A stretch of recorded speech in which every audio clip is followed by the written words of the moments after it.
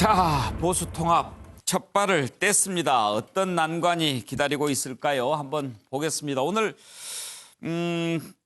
혁통이라고 하죠. 혁신통합추진위원회인가요? 첫 번째 전체 회의를 가졌습니다. 박형준 위원장 혁신통합 대의를 실천하겠다. 깊은 자성의 자세로.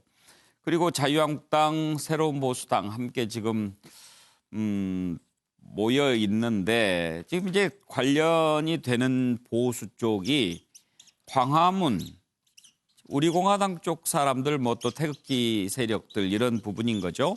이 부분은 어떻게 할 것인지 하는 부분이 하나 변수가 있고 바로 안철수 전 대표 왔으면 하고 바라는 것 같아요. 박형준 위원장은 여기가 가장 말하자면 중심이다 이런 얘기까지 했는데 안철수 전 대표 현재로서는 거기에 참여할 생각은 없는 것처럼 선을 긋고 있습니다. 관련된 녹취 잠깐 듣고 전망해보죠.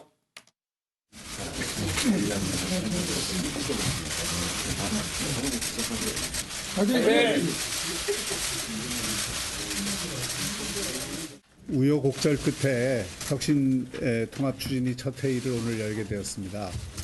통합 신당을 우리가 만든다면 어떤 기준과 원칙들을 가지고 만들어야 할 것이고 또 그것을 위한 실천에 우리의 힘을 다 모을 것입니다.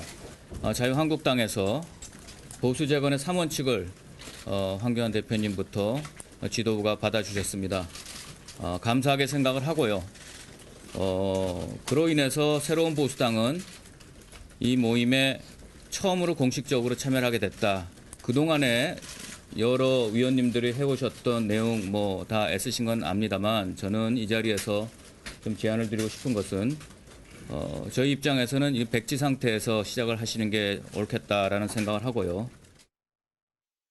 일단은 거듭 말씀드리지만 일단 어떤 선택지를 할 거냐가 중요한 게 아니고 어떤 내용을 가지고 먼저 국민들하고 소통을 하냐가 일단 안철수 대표의 우선적인 고민이고 또 관심 사항이다 이 말씀을 드리고 또 이것이 선연대라는 부분이 있지 않습니까? 이런 부분이 저는 국민들이 관심을 가지고 또 거기에 어떤 공감대를 이루어내려면 이것이 가치나 정책이나 이런 부분들이 저는 선행이 돼야 된다고 보는데 지금은 사실 묻지마 이 세력 연대 뭐 이런 거를 지금 추진하는 거거든요. 보수통합 같은 경우는. 저는 이제 그런 부분은 순서가 분명히 잘못됐다고 생각이 들고 우리가 어떤 집을 짓는지도 모르고 석가래를 그냥 갖다 올릴 수는 없는 거 아니겠습니까? 그런 부분에 있어서의 지금 통합이나 이런 부분은 안철수 대표의 우선적인 관심사항이 아니다.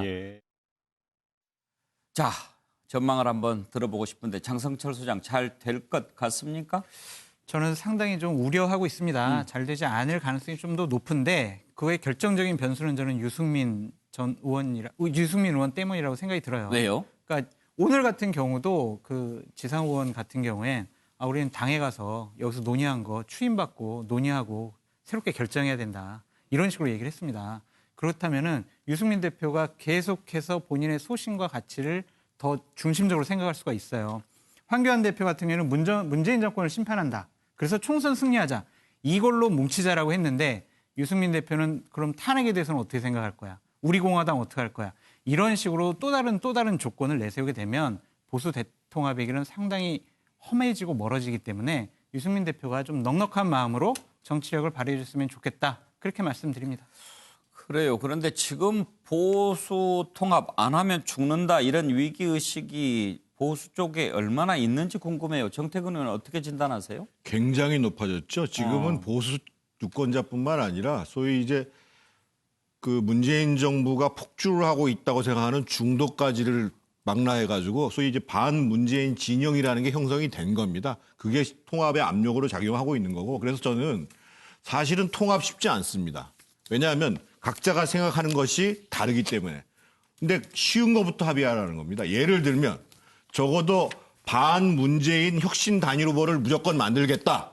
그것은 무슨 여론조사를 하든 어떤 형태를 하든지 간에 그것을 먼저 합의를 보고 두 번째로 어떻든 한국당은 30% 인적 물갈이 하겠다고 했습니다.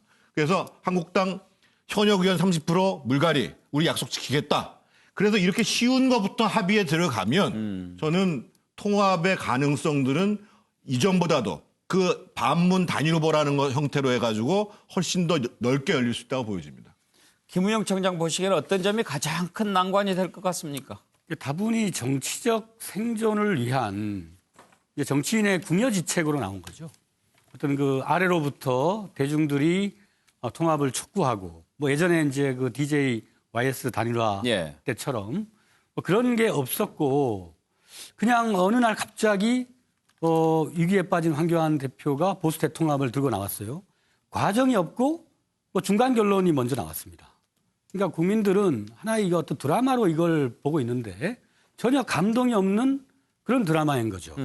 그래서 이거는 좀 진정성 있는 그런 대안은 아니지 않나 싶습니다. 그래요. 정치는 감동을 줘야 될 텐데 차주 교수 짧게 해주시죠. 예, 그 지금 박영준 그 통추위 위원장이 그 지금 추진했던 그 플랫폼이 이 자유와 공화라는 거거든요. 그러니까 뭐 가치는 자유와 공화를 두 개 다 그러니까 추구할 수 있지만 문제는 행동에 있어서 이 자유보다는 공화, 더불어서 같이 하려는 마음이 있어야 되는데 지금은 조금 더 자유로운 그런 측면이 더 좀 부각되고 있는 것이 예. 아닐까라는 우려가 있습니다. 예, 오늘 뉴스에 대해 여기까지 하죠.